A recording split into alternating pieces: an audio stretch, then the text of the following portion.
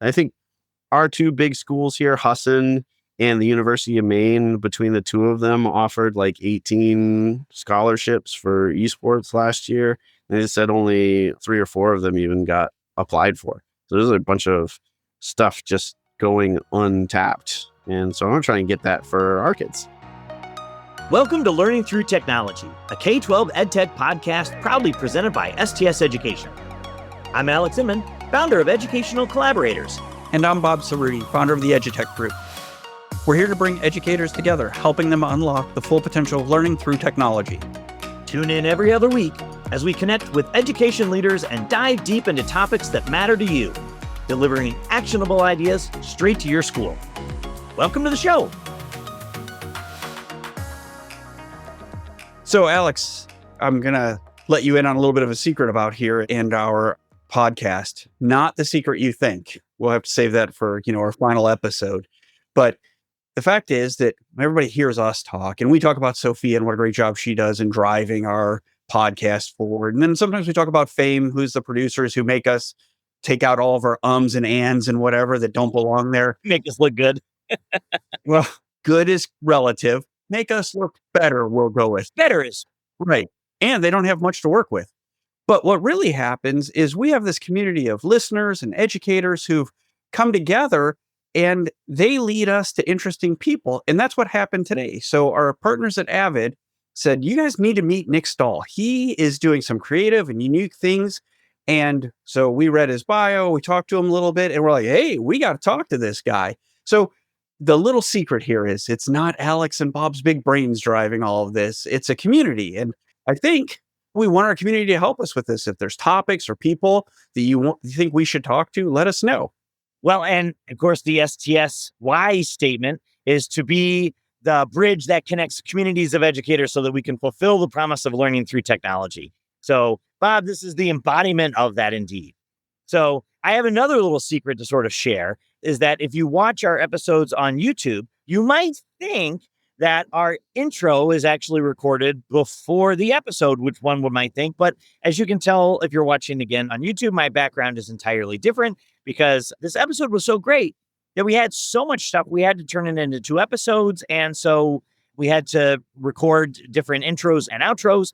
And so instead of being in my office with Jim Henson behind me, I'm in beautiful Dallas, Texas at the Omni Hotel, where my son is participating in the USA Volleyball Nationals, which is a lot of fun. So when we finish here, I get to go watch volleyball.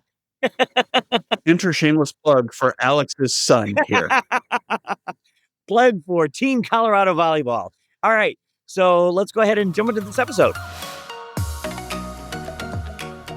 Bob and I have a really great guest today. We've had a chance to kind of chat before we got the official show started, and it has been a ton of fun. So I'm looking forward to a great episode. Today we have Nick Stahl from Hermon High School in Hermon, Maine. So Nick, welcome to the show. Thanks for calling me a great guest. I was planning on phoning it in, but I guess you got to take it serious now. But... Oh, no. There's no phoning it in unless you're Bob Cerruti. When you take the host into account, we grade on a curve. You're probably in good shape still. Nick, tell us a little bit about yourself. In all the seriousness, thank you so much for having me on the show. I'm Nick Stahl. I'm a science teacher here at Hermon High School in Maine. Yes, it's a real state. It exists. We are a traditional high school. We got a little over 600 kids. I teach science here, which is a little bit flexible. We're growing fast. So the classes I teach are not always the same from year to year. But most recently, I've been teaching freshman science, which is dynamic ecosystems and earth in action. I teach an anatomy and physiology elective for older kids. And we are just adding last year a STEAM-powered science that we call Tech, Toys, and Tools. And next year, we're going to add a sister course for that called STEAM-powered science, gaming concepts. Together, we'll make a full year. So, Nick, I had other questions already, but you've already got me off there. So we've talked to several people involved in esports, and many times they're a computer science teacher or something like that, technology, but you're not teaching technology directly. You're starting to branch into that with your classes there. How do you go from science teacher to the guy who's got the esports program? Your title is actually general manager of esports, right? Yeah, I totally Mr. Magooed into this. I was a life science teacher, but I was also the teacher that wouldn't say no when kids asked if they could do an after school club and they needed an advisor. So at one point I was doing like a half dozen different clubs. We had a really cool one I miss dearly called Conspiracy Club, where we would talk about cryptids and unsolved murderers and whatnot.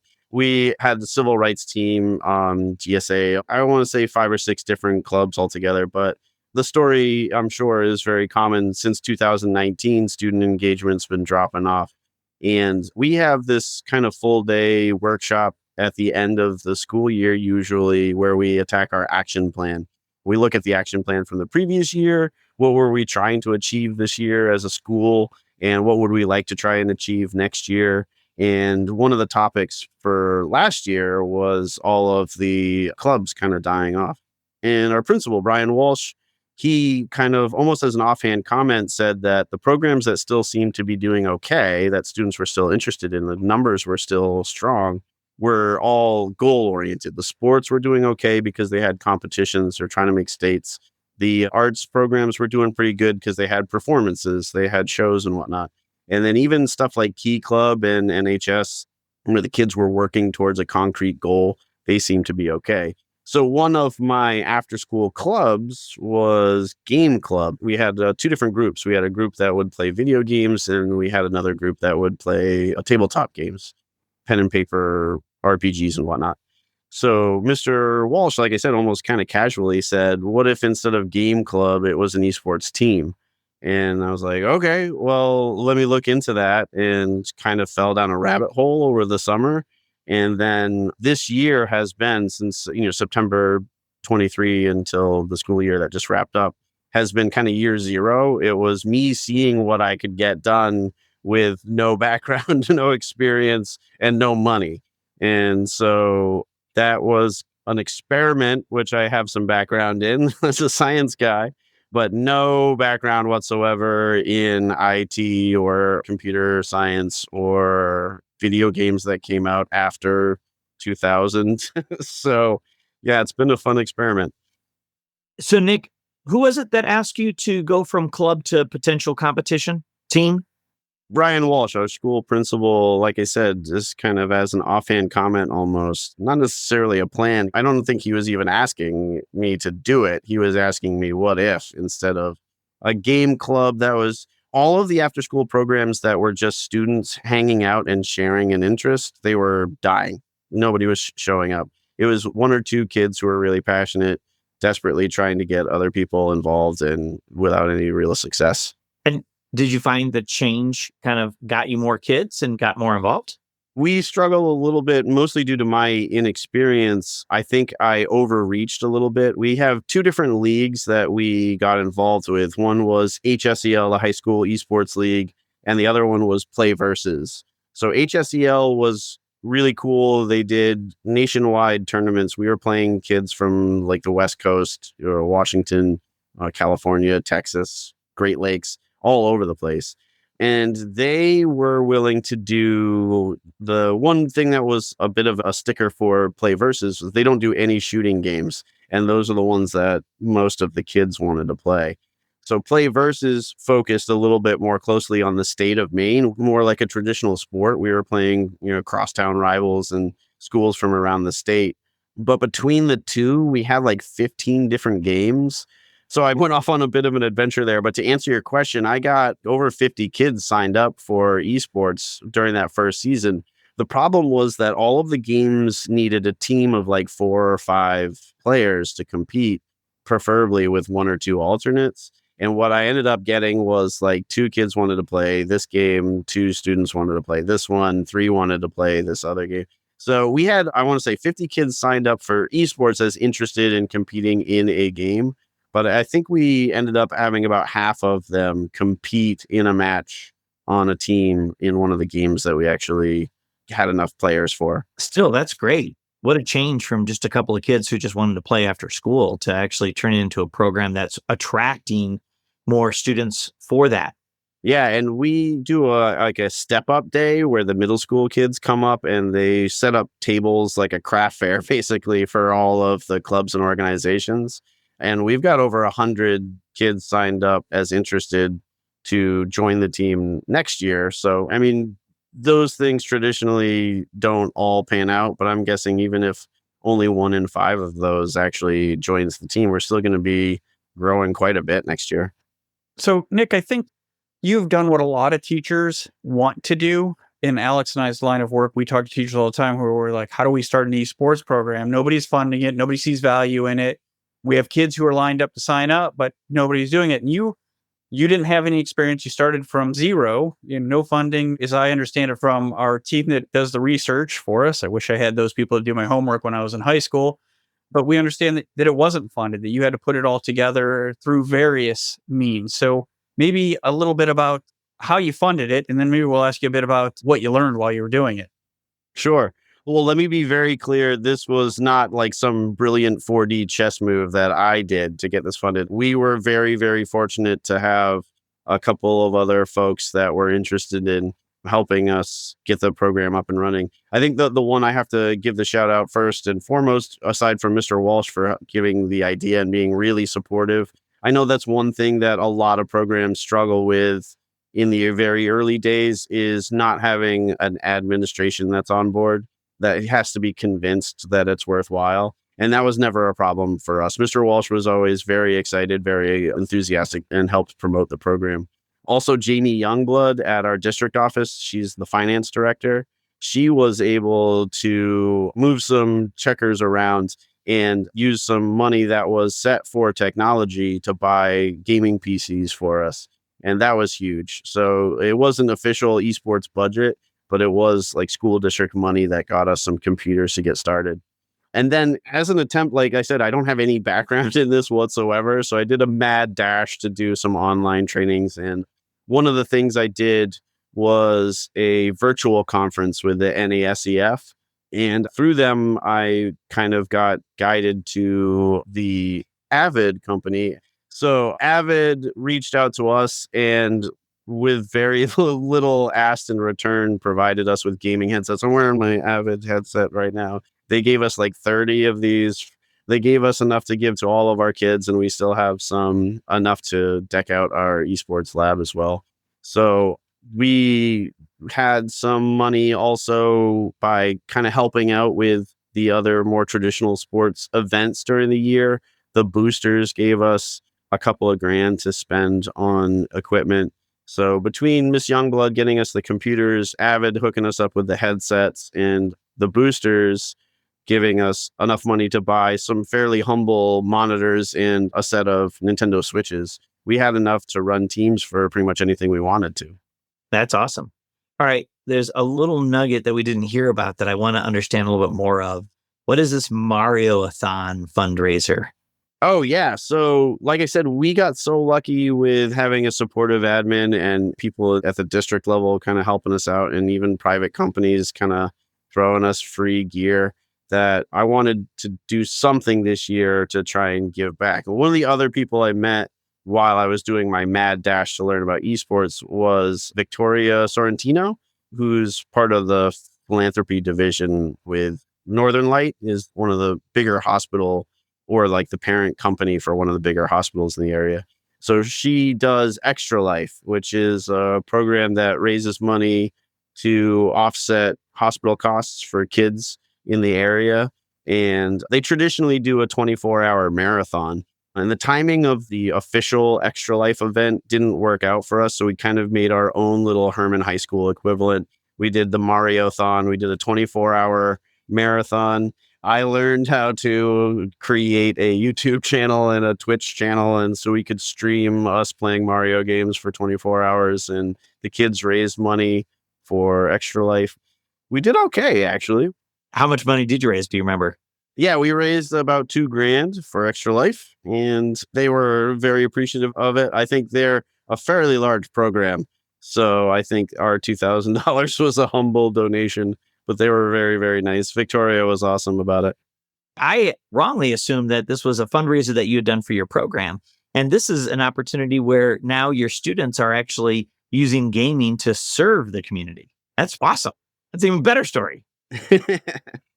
So, Nick, you went from zero, you knew nothing, to at the end of year zero, as you called it.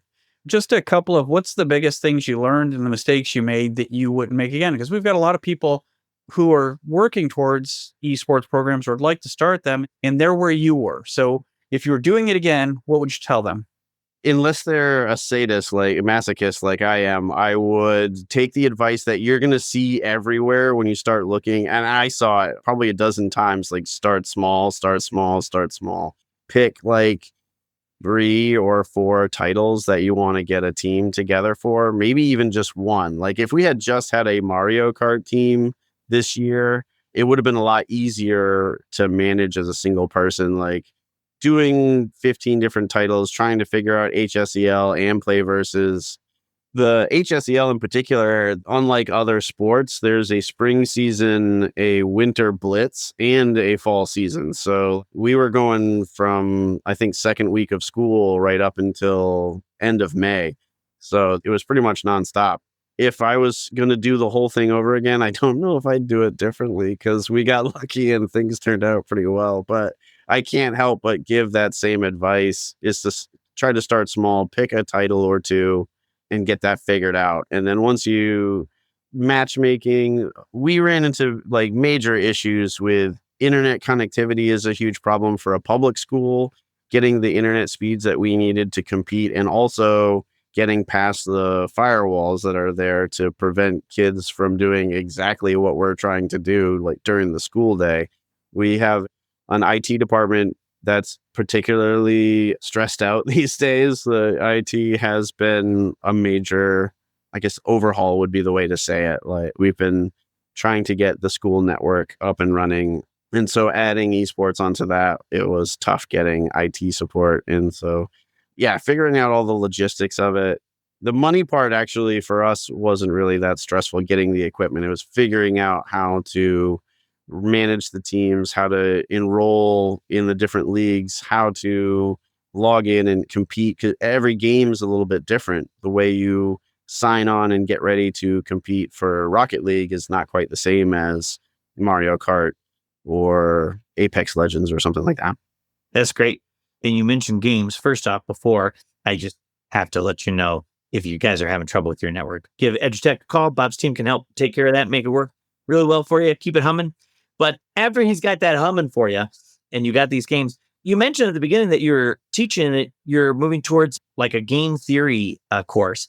I'm thinking about, you've been working with the students on the competitive level of it. Let's talk about the classroom a little bit and using games to kind of help students understand the world. And then before we started recording, you were kind of sharing some of the stuff that you're doing in your STEM class with like AR and VR. That's pretty fascinating stuff. Tell us a little bit about kind of how you're moving this thinking kind of into the classroom. Actually, before the esports idea even got floated, we had been working with another, I don't want to say school. They are a school, but in a very different sense. That we have the United Technology Center here in Bangor and that our students go to. Is it like a vocational program or what is that? Yeah, but I don't want to say vocational program and create that image of like shop class. You know, like when I was in high school, the vocational program was kids learning small engine repair, welding, and like that kind of stuff. And UTC still does that, but they're doing on a whole different scale. They have the small engine repair and welding and whatnot, but they also have media programs. They have culinary arts. They have all kinds of cool stuff. But it's career focused education. Yeah, right. So they were kind of spearheading this desire to update the shop class of the 80s and 90s. Like you're not using a jigsaw to make a clock for your mom anymore. They wanted to bring back the idea of a shop class for a modern audience. And I took one of the classes through them at UTC, and our Eastern Maine Community College, I think, is who they accredited through. And as part of that, we received a bunch of materials. And then working with, again, Brian Walsh, our principal, we turned that into a semester-long course called STEAM, Tech, Toys, and Tools. And so the idea was to be a very entry-level class for kids that had an interest but no real experience. We do block coding, so some very beginner-friendly block coding. We use that to program interactive VR environments. So we give them a tool to use instead of the old poster or PowerPoint presentation. They can now make an interactive or even an AR presentation that they can slap a Google Cardboard on their teacher's head, or, have them use their phone and have like an interactive presentation on whatever topic they want to do. We have some modular robotics. We've got some Lego spike kits and some cubelets that we use for building simple robots to get that idea. We have some little AI cars that we use to kind of dip our toes into AI. That's going to have to change big time next year based on what's going on out in the world. The AI unit is going to have to expand dramatically, I think. And then we do a little bit of very simple app development too. We've been playing around with like MIT App Inventor to make some smartphone applications. Are you dealing with too many broken Chromebooks at your school? It can be tough to keep up. That's where the STS Education and FedEx Fixed Cost Chromebook Repair Program comes in.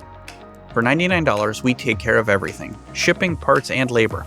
This means fewer headaches for you and more consistent learning for your students. To learn more, check out stsed.com/break-fix. What kind of apps do you guys make? Oh, yeah. You do very simple stuff. I push a button, it makes a noise. There's a little sail a ship around and get some gold coins. It's just to give, I think, a taste. And then it's enough to use if kids are going down a very different career path. If they're not technology driven, like if that's not their focus, this is still all stuff that they can take on to whatever career they go into. But if they do get a taste for it, like, oh, this is actually kind of neat, they can go further down the rabbit hole. And so when the esports program kicked off, it became a perfect fit. The other half of that course, the second semester now, will be STEAM-powered science gaming concepts. And we will try to get them looking at two kind of things. My goal is to split it between two different ideas. One being game theory and how to kind of harness that. Like, why do humans learn a little bit easier? Why do we work and not mind it so much if we make a game out of it? And how can they use that for their own benefit? So we're going to look at stuff like, the prisoner's dilemma and the trolley problem. We'll take stuff like that. I actually kind of want to make it a customer-based thing. We're going to get clients in the building here from the English department, the social studies department, maybe some of the other science teachers, and work with them to create something using these gaming concepts that they can use to teach with. And the other half of that class, I really want to focus on the industry is huge, way bigger than I think most of our students and all of our parents realize. The gaming industry is spending more money producing stuff than music and movies combined. So while students and parents might consider a career in the music industry or the movie industry as a real pathway, a real goal, they're overlooking, I think, for the most part, the gaming industry, and that's leaving a lot of opportunities unused. I think our two big schools here, Husson and the University of Maine, between the two of them, offered like 18 scholarships for esports last year. And they said only 3 or 4 of them even got applied for. So there's a bunch of stuff just going untapped. And so I'm going to try and get that for our kids. Nick, I think we could have you back and you and I could discuss the prisoner's dilemma. That's like one of my 2 favorite. And yes, Alex, I have favorite game theories to discuss. I'm sure I have no idea as communications major, but I love game theory. I love to talk about true game theory, not, strategy for esports, but game theory. Just the coolest thing. I can't believe you're teaching at the high schoolers. They're very lucky too, because it blows your mind when you start thinking about this and how you get to those solutions. It blows your mind. You're like, oh my God, that makes so much sense. Well, I mean, it comes up in a science classroom pretty quickly too, because we talk about you want to stay objective. You don't want to let personal bias get into something, but we have to balance that too. Like a world in which everybody behaved on pure logic would be a hellscape. It would be horrible. So you have to kind of balance that desire to be completely objective with a little bit of humanity. Wow, another amazing, fun episode. And Nick gave us a lot to work with. So, Bob, what'd you think? I say this every time, I feel like. You and our great show coming up, and me, and there's so much that I learned and so much that was worth hearing about. But what struck me is Mr. Walsh. In my career at EduTech, I've probably worked with 75 or 100 principals, maybe more. Wow, I'm old. And many of them are committed and passionate to their students and their staff, but they're a bit risk averse. And to hear that Mr. Walsh was the person who was kind of the catalyst, he went to Nick and said, I want to do this. Or what do you think about this? He planted the seed. He helped secure the funding. He was probably the person who had to talk to a superintendent or a board about why they were bringing students in after school to play video games. And to see that is really, we talk about how teachers have an impact on us and our favorite question, of which I'm still leading, but administrators do as well. It's just, they don't often get that personal relationship with students. Although I suspect Mr. Walsh and his students know they have a bit of a relationship there. Yeah, there were a lot of great nuggets in this episode, but that is what resonated with me as well. I think we need more Mr. Walshes. We need more administrators. Nick is clearly a great teacher. And what we need are administrators who take great teachers and help them sort of move to that next level. He went from a gaming club that had a handful of people into it into an esports club that had a lot of people. That little tweak by saying, let's take our clubs and let's make them more engaging by giving them a goal, something to sort of drive to, was that really powerful tweak that we need administrators to kind of help with. And then back and support, which, as you mentioned, he really did. I mean, Nick gave us a lot of great stuff, and hence that's why we have 2 episodes for it. But this was fun, and that was certainly a great addition. Like you said, we ask about the teacher, but what a sweet opportunity to hear about the administrator in this story as well. Bob, thanks. Another good episode. I look forward to hearing more with Nick. Learning Through Technology, a K-12 EdTech podcast, is brought to you by STS Education, a Pacific OneSource company. To learn more about how educators can leverage technology to drive successful educational outcomes, check us out at www.stsed.com. Connect with us by searching for Learning Through Technology in Apple Podcasts, Spotify, Google, or anywhere else podcasts are found. And click subscribe so you don't miss an episode. On behalf of the team at STS Education, thanks for joining us.